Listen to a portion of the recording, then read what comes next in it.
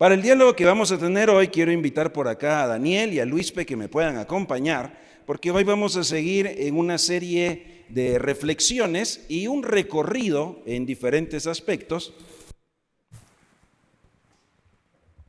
Ya me muevo. ¿Dónde quiere? Es que ensayamos en otra posición. Sí, yo me cambié aquí, estamos diferentes.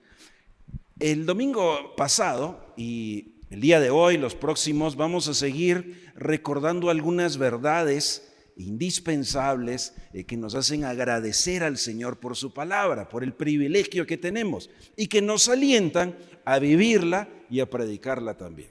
Y dentro de esa dimensión o esa faceta, hoy justamente vamos a tocar varios aspectos de la historia, recordar algunos aspectos importantes y sobre todo valorarlos. ¿Qué implicaciones tienen para nosotros hoy? Y Daniel tiene hoy alguna información que puede ser que algunos hemos escuchado, pero que quizás no tenemos presente. Y algunos a lo mejor por primera vez escucharemos no solo historia, sino algunos términos importantes de esa historia. Así que Daniel, por favor, compártenos qué fue lo que indagaste durante estos días acerca de la Biblia y cómo nos llegó. Sí, gracias, Howard. ¿Qué tal? Buenos días a todos. Justamente la semana pasada escuchamos ahí un poco de las traducciones que nos comentó José de cómo se tradujo la Biblia y los idiomas a los que se los tradujo.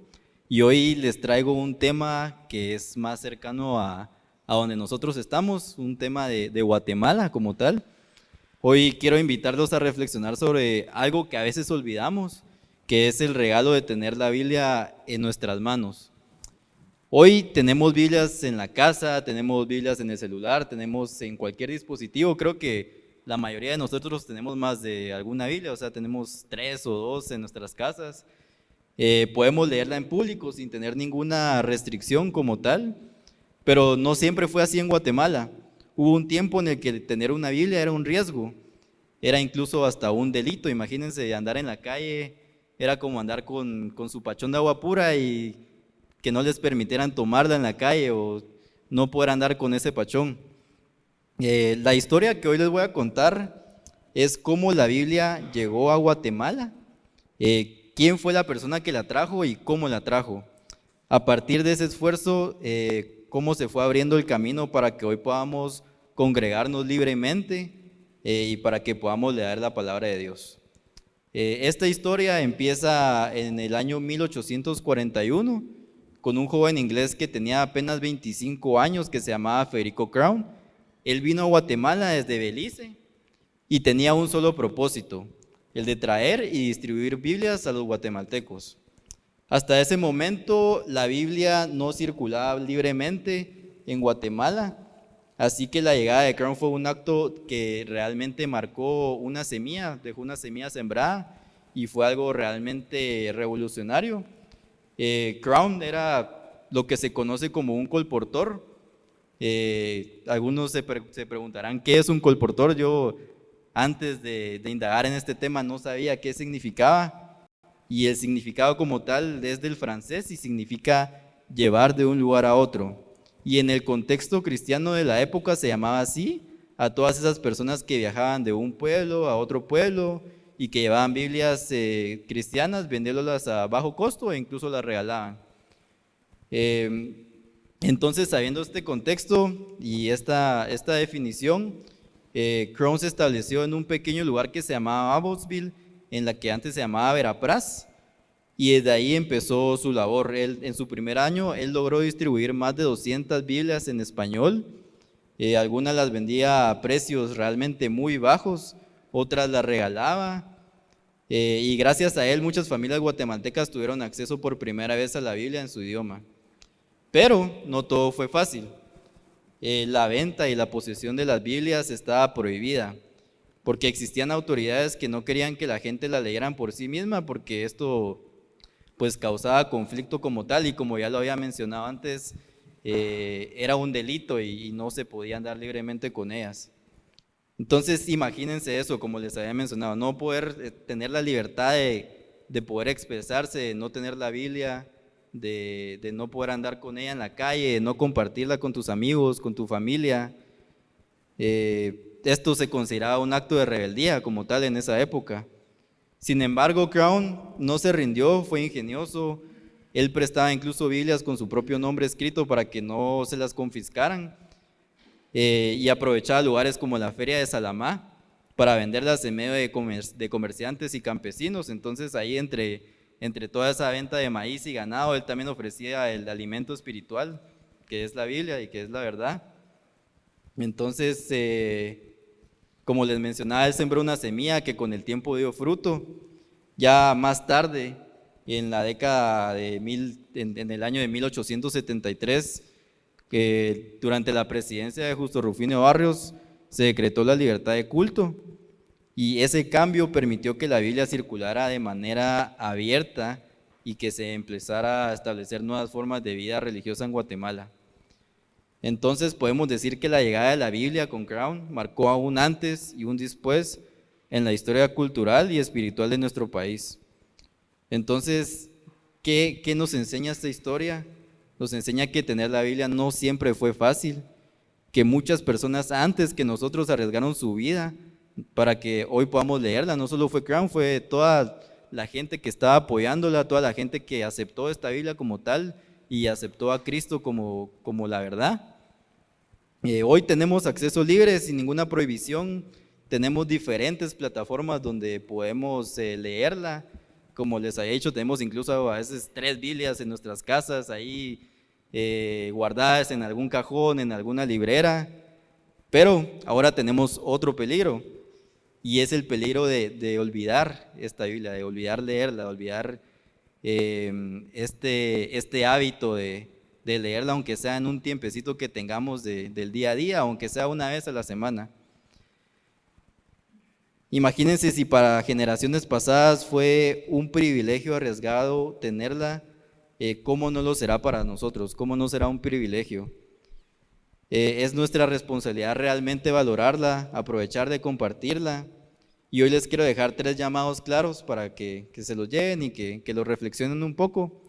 Y primero es que agradezcamos el privilegio de tener la Biblia sin ninguna restricción, que la leamos con constancia para que nos guíe día a día y que nos enseñe la verdad, y compartirla con otros, así como lo hizo Crown. Realmente tal vez no tanto a nivel de irnos de pueblo en pueblo, o tal vez sí, si ese es nuestro propósito, pero podemos incluso llevar el tema a pequeñas reuniones de trabajo, incluso solo mencionarla con amigos, nuestra familia incluso. Entonces, ahí para cerrar un poco, lo que comenzó con un joven colportor en 1841 sigue hoy con nosotros. Somos parte de esa misma historia. El acceso que tenemos hoy a la Biblia es fruto del esfuerzo de toda esa gente que se arriesgó. Nunca olvidemos ese legado y seamos fieles en transmitirlo a siguientes generaciones, y seamos colportores en nuestra familia, en nuestros amigos, en nuestro trabajo, y eso. Qué buena palabra recordarla a nosotros, seamos colportores, llevemos la Biblia de un lugar a otro. Ya la tenemos en casa, la tenemos en los dispositivos, pero en efecto corremos hoy el peligro de no hacer nada con ella, de ser pasivos. Quizás va a ser necesario que cada uno de nosotros tome riesgos también como Crown. ¿Qué tal ahora el riesgo de comenzar una lectura bíblica entre semana, en casa, en el lugar de estudio, en el lugar de trabajo? De repente a la hora del almuerzo, de repente antes de comenzar la jornada, invitar a algunos a decir, vamos a leer algunos de los textos que memorizamos hoy. Quizás un minuto de oración, quizás comenzar un estudio bíblico, pero arriesgarnos y ser colportores. Gracias a Dios por los que se atrevieron y lo hicieron. Daniel, gracias por refrescarnos esa historia y nos llevamos ese reto también. Ahora bien, si hay personas que tuvieron el atrevimiento, la osadía de arriesgarse, es porque estaban convencidos que la Biblia es lo que dice ser. Y hemos estado también repasando juntos algunos argumentos, algunas razones, comprensión que nos ayude a nosotros a cimentar nuestra convicción, pero a explicar también por qué creemos lo que creemos. Así que aprovecho para invitarles a que estemos revisando la serie de las grabaciones y que podamos ir tomando nota. Creo que nos puede enriquecer y que cada uno pues no solo fortalezca su fe, sino esté preparado para ello. Y Luispe tiene listo hoy un segundo segmento de argumentos y razones por qué la Biblia es lo que dice ser. ¿Por qué podemos confiar en la Biblia? ¿Cómo sabemos que es la palabra de Dios? La semana pasada Raquel nos enseñó de los argumentos lógicos. La Biblia dice, afirma ser la palabra de Dios.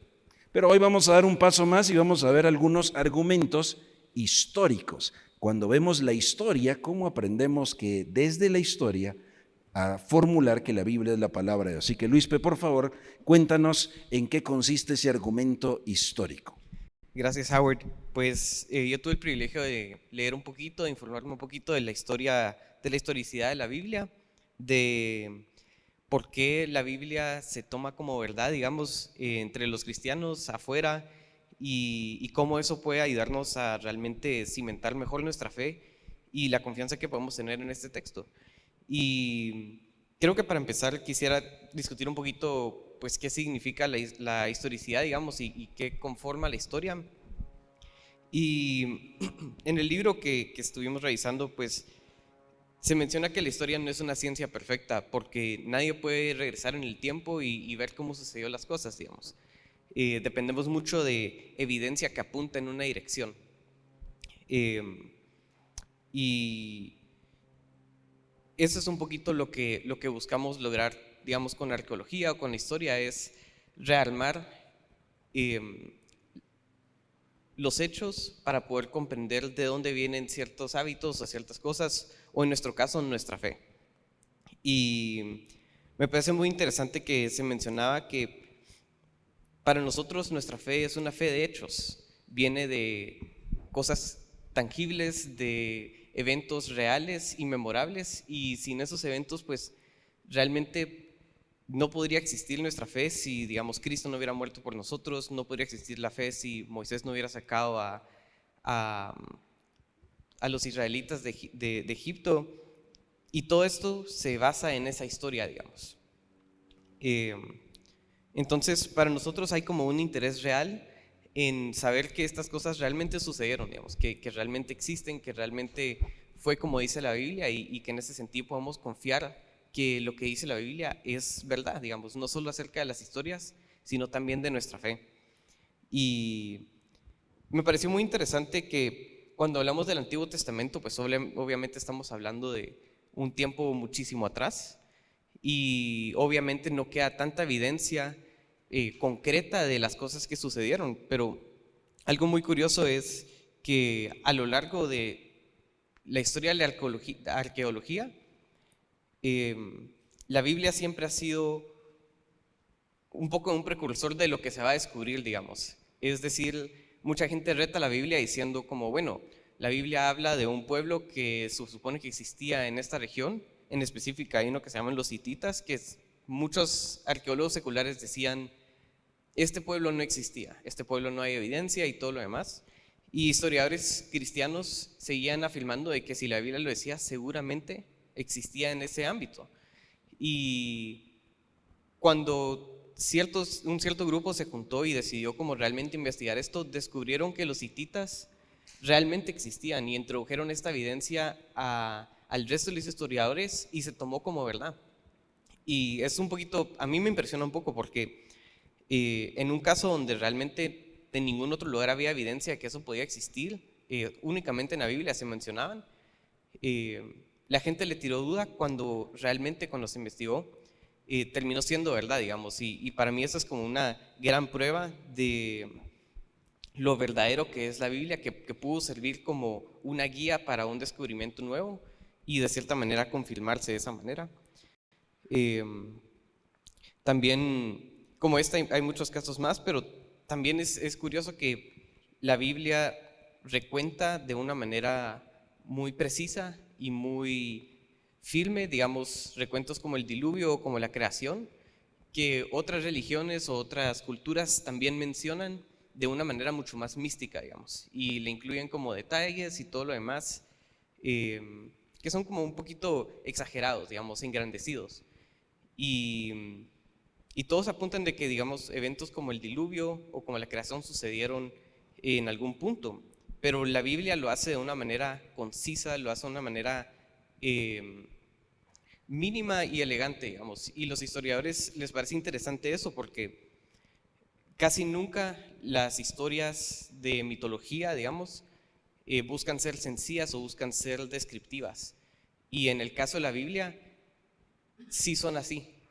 Entonces, se considera que eventos como la creación, que se menciona en varias culturas primogénitas, el recuento cristiano, el recuento judío, es bastante preciso.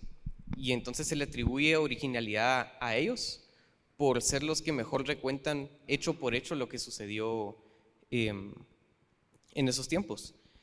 Pero sí, entonces ese es el Antiguo Testamento. Es un poquito más difícil de encontrar evidencia dura, y para el Nuevo Testamento es un poco más fácil, digamos. Tenemos más evidencia histórica, hay más textos antiguos que se pueden comparar con los nuevos y lo demás. Y creo que este es el próximo punto que quisiera tocar, es cómo el Nuevo Testamento se copió y las evidencias que tenemos para ver que esos textos, digamos, de las cartas, de los evangelios, y por qué ellos pueden presentarse como una verdad. Realmente muchos textos históricos que se consideran verdad tienen 1000 años, digamos, de cuando se escribió a la primera copia que tenemos hoy en día. Y fuera de los temas religiosos, usualmente eso es suficiente para decir, así fue este texto, es verdad. Y nosotros en el Nuevo Testamento tenemos el privilegio de que los textos más tempranos que tenemos, que son escritos casi exactamente como la Biblia que tienen hoy en sus manos, solo tienen 250 años entre el original y el nuevo, y encima de eso tenemos fragmentos y confirmaciones externas de que esos libros fueron escritos mucho más temprano que eso, digamos. O sea, si fuéramos a comparar un libro que fue escrito 250 años después de los apóstoles con uno hoy en día, es casi igual. Y la Biblia es el único documento que logra este nivel de precisión en su traspaso, digamos, o en los escribas que lo van pasando de una generación al otro. Y es una precisión que no se ve en ningún otro libro, y creo que es un poco increíble saber de que es así. También hace unos años se descubrió algo parecido con los libros del Antiguo Testamento, donde se encontraron unas escrituras en unas cuevas en el Medio Oriente, y justamente hicieron lo mismo, agarraron estos documentos, los compararon con las versiones que tenemos hoy en día, y si no recuerdo mal, la diferencia entre ese texto tan antiguo, que era 1000 años más temprano que lo que teníamos, la variación era tan sencilla de 17 palabras, digamos. Solo 17 palabras o letras habían cambiado de un texto al otro. Entonces estamos hablando que este libro se tradujo y se mantuvo correctamente a lo largo de miles de años, con tan solo 17 errores o diferencias en cómo se pasó, digamos. Y creo que eso da mucha confianza de que el libro que tenemos hoy en día es exactamente como lo que tenían la gente antes, la gente más cercana, la gente que lo escribió y la gente de la fe que conocemos, digamos. Y sí, estas son como un poquito de evidencia dura. Es impresionante saber que la Biblia es el único libro que logra resistir este nivel de análisis, digamos, de parte de todo el mundo. O sea, se intenta desprobar una y otra vez, y cada vez que le intentan desprobar, se encuentra más evidencia a favor de ese libro, de nuestro texto. Y parte de lo que decía el libro es el hecho de que eso suceda, o de que se pueda confirmar con tanta veracidad los hechos históricos de la Biblia, también fortalece su argumento de la doctrina y la teología dentro de ese libro, digamos. O sea, si el libro que dice ser verdad siempre ha sido verdadero en su historia, cuánto no más en su argumento teológico y en lo que nos presenta. Entonces, eso es básicamente lo que pude investigar. Y Gracias, Luis. Fue maravilloso recordar que afirmar que la Biblia es la palabra de Dios no es simplemente por mera imaginación o por una fantasía o por algo que no tiene un fundamento. Hay evidencia histórica, literaria, arqueológica que refuerza, y como bien decías, entre más ataque tiene, más evidencia a favor encontramos. Y eso nos lleva a nosotros a pensar que nuestra fe necesita ese tipo de fundamento. No es una fe a ciega, es una fe inteligente. Y por eso es importante que los conozcamos. No es simplemente porque alguien nos contó algo, sino es porque investigamos y vemos las evidencias. Así como Lucas, cuando escribió el Evangelio y Hechos, fue e investigó e indagó. Esa debería ser la actitud de todos nosotros. Así que gracias por este resumen maravilloso. El recordar también, en efecto, hay mucha literatura antigua que se da por sentado, que es verdadero aquello que escribió Homero, ¿verdad? La Odisea y la Ilíada, damos por sentado, pero hay más evidencia de los escritos del Nuevo Testamento que de otras literatura que se asume como verdadera. Necesitamos seguir explorando eso, así que el día de hoy quiero invitarles a que abramos nuestra Biblia en Josué, capítulo 1. Y si la Biblia es la verdad, le debemos prestar atención. Y de ahí viene entonces nuestro fundamento teológico, quién es Dios y cuál es su voluntad. Y eso es lo que nos mueve en nuestro argumento misiológico. Vamos a ir y a hacer lo que Dios nos pide hacer. Vamos a leer los versículos 8 y 9. Josué capítulo 1, versículos 8 y versículo 9. Iglesia, el Señor nos está presentando buenos retos. Hoy hemos sido testigos del reto ¿de qué? De memorización. Y nuevamente es una bendición escuchar la palabra de Dios a través de cada uno de ustedes. Tenemos que seguir memorizándolo.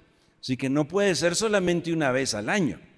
Tenemos que formar ese buen hábito. Es un reto. Por supuesto que puede ser difícil, por supuesto que se me olvida, me confundo, me tengo que obligar, ¿sí? Y disciplinar para memorizar. Por eso es un reto. Daniel nos hablaba del reto de ser colportores. Lleva la Biblia a otro lado donde no está. Y algunos quizás lo escuchamos y nos quedamos pensando, ¿cómo lo puedo hacer? Yo lo voy a hacerlo esta semana. Y nos quedamos pensando en eso.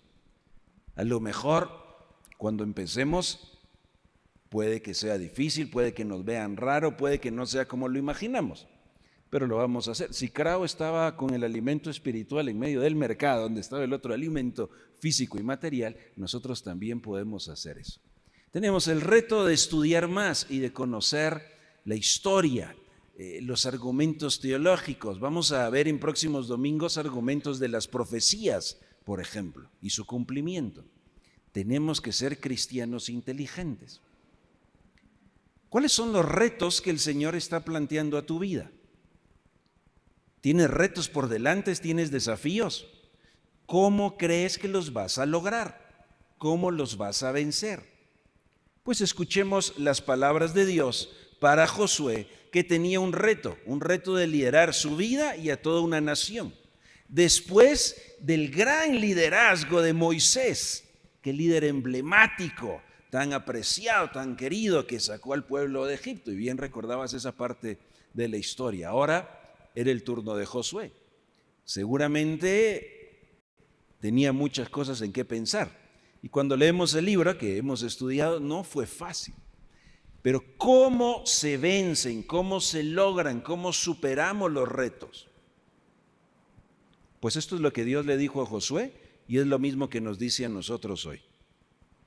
Nunca se apartará de tu boca este libro de la ley. Josué tuvo que memorizar esos escritos sagrados. Josué tuvo que tener en su cerebro esos escritos sagrados. Josué tuvo que tener en su corazón esos escritos sagrados. Y en consecuencia, también los tuvo ¿en dónde? En su boca. Bueno, aquí viene una evaluación para cada uno de nosotros. ¿De qué hablas constantemente? ¿Qué palabras salen de tu boca? Palabras bíblicas, textos bíblicos, verdades bíblicas. ¿Tu teología viene de la palabra de Dios? ¿De qué hablas? ¿De qué hablas cuando estás bajo presión? ¿De qué hablas cuando estás asustado? ¿De qué hablas cuando te sientes solo? Cuando sientes que no vas a poder, cuando sientes que no vas a lograr vencer. ¿De qué hablas? ¿Qué hay en tu boca? Jesús dijo, de la abundancia del corazón habla la boca. ¿Qué hay en nuestro corazón? Pues tenemos que revisar qué hay en nuestro cerebro también. Por eso es que tenemos que seguir memorizando. Nunca se apartará de tu boca este libro de la ley, sino que de día, en la mañana y en la noche, es decir, constantemente, vas a estar pensando, meditando, rumiando, considerando lo que dice este libro de la ley. Para que obedezcas, que guardes, es decir, que hagas conforme a todo lo que en él está escrito. Es decir, si no la sé, si no la tengo en la boca, es que no la tengo ni en la cabeza ni en el corazón. Quiere decir, se me olvidó, no me acuerdo qué dice. ¿Cómo voy a obedecer y hacer lo que no recuerdo qué dice? Dios le dice, Josué, la manera en la que vas a ser el hombre que quiero que seas y a cumplir la misión que quiero que cumplas es teniendo presente y hablando mi verdad constantemente. Porque vendrá tanta presión que lo que posiblemente va a salir de tu boca es otra cosa. Que lo que posiblemente va a sentir tu corazón es otra cosa. Que lo que posiblemente vas a pensar es otra cosa. Necesitarás estar centrado en mi verdad para lograr cumplir lo que tienes que hacer. Porque entonces harás prosperar tu camino y todo te saldrá bien. Versículo 9. Mira, que te mando que, todos juntos, mira que te mando que, muy bien, obedecer al Señor, ¿qué requiere? Esfuerzo. Quiere decir que una vida cristiana pasiva no puede ser una vida que hace la voluntad de Dios. Una vida que no tiene este elemento del esfuerzo no va a ser una vida cristiana victoriosa.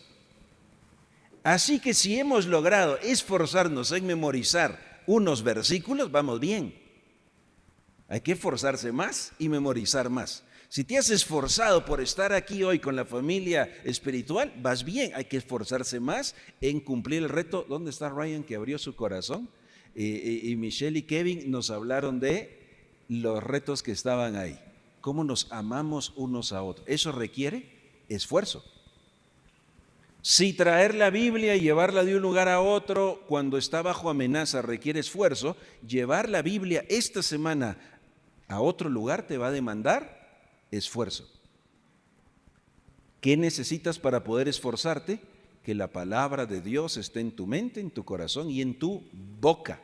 Así que cuando vayas a pensar, mejor me echo atrás, tendrás que memorizar y decir la verdad bíblica. Querida familia, lo que hacemos aquí juntos es como nuestro entrenamiento, nuestra capacitación. Prepararnos y estudiar y pasar aquí al frente requiere esfuerzo. Bueno, es parte de nuestra capacitación, eso nos prepara para hacer la misión allá afuera. Si no logro esforzarme en aquellas cosas donde vamos juntos, entonces no voy a poder hacer los retos más grandes. Entonces sería un cristiano que retrocede. Sería un cristiano pasivo, sería un cristiano que no crece. ¿Quieres vivir la voluntad de Dios y servir al Señor? Demanda esfuerzo. Mira que te mando que te esfuerces y seas... Quiere decir que esto va a demandar coraje. Quiere decir que te vas a ver tentado a echarte atrás. O sea, hoy a lo mejor cobras ánimo y dices, esta semana voy, pero cuando ya vas, no, mejor la otra. Mejor no, mejor solo no, mejor ya no, mejor el Señor sabe, ¿verdad? Mejor después y así. Quiere decir que nuestro corazón va a enfrentar el dar un paso atrás. Tenemos que vencer la cobardía. Es que todos vamos a enfrentarla. Por eso esfuérzate, sé valiente, no temas, te va a dar miedo. Obedecer los retos va a dar miedo. Pararse y decir, creo en la Biblia, y que te pregunten, demuéstrelo. Puede ser que uno sienta miedo. Llevar la Biblia donde corro peligro, puede ser que me dé miedo. No desmayes. No seamos cristianos tirados, desmayados, ¿verdad? Acobardados. Hermano, no te rajes. Valiente. Y para ser valiente, la única forma es manteniendo y no apartándote del libro de la ley en tu corazón, en tu mente y por ende en tu boca. Cuando venga ahí la tentación para echarte atrás y acobardarte, di la verdad bíblica. Repite Josué 1:9, mira que te mando que te esfuerces, y ahí voy, valiente. Porque Jehová tu Dios estará contigo en donde quiera que vayas. Seamos cristianos valientes, en movimiento, iglesia en acción, pero con el texto, esa verdad bíblica muy presente, muy activa en nuestra boca. Señor, gracias por tu palabra que nos sigue hablando hoy. Gracias porque tú nos hablas hoy, directo a nuestro corazón. Examinas nuestra mente, examinas nuestras motivaciones. Tu palabra es verdad. Señor, queremos amarla, queremos aplicarla, queremos predicarla. Señor, que sea grato, dulce, sabroso poder pasar un tiempo contigo. Que esa lectura es la lectura contigo mismo, el autor, tu Espíritu Santo iluminándonos, dándonos la sabiduría, mostrándonos lo recto de tus juicios, mostrándonos lo sabio de tus palabras, la luz de tu verdad. Señor, que nunca seamos cristianos que ignoran, cristianos que temen, cristianos que se acobardan, valientes y esforzados, porque tu palabra y tu presencia nos acompañan. Señor, te pedimos que esta semana podamos vivir y ser ese mensaje de vida en medio de un mundo en oscuridad, el reflejo de la luz que es Cristo Jesús. En el nombre de Él, vamos valientes y todos decimos, amén.